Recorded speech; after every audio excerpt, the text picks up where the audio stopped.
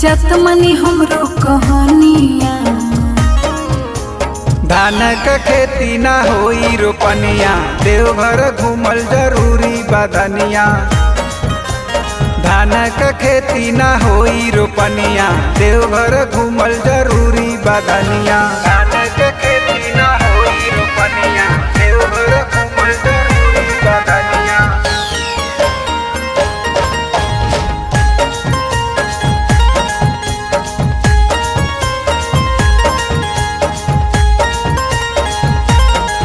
कंजूसी जे करबो त मोहले मुखे, जद अगला बेर हम घुमा दे ढेर।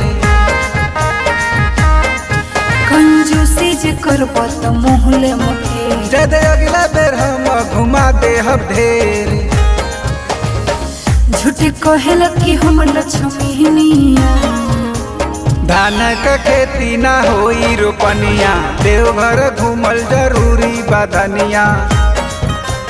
धान क खेती ना होई रोपनिया, देवघर घूमल जरूरी बदनिया। धान क खेती ना होई रोपनिया, देवघर घूमल जरूरी बदनिया।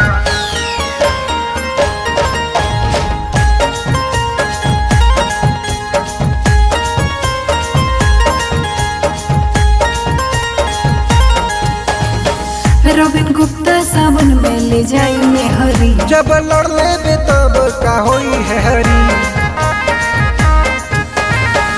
रविन गुप्ता सावन में लेके जाई में हरी, जब लड़ लेबे तब का होई है हरी। दर्शन करल जाई दोनों परनिया। धान क खेती ना होई रोपनिया, देवघर घूमल जरूरी बदनिया।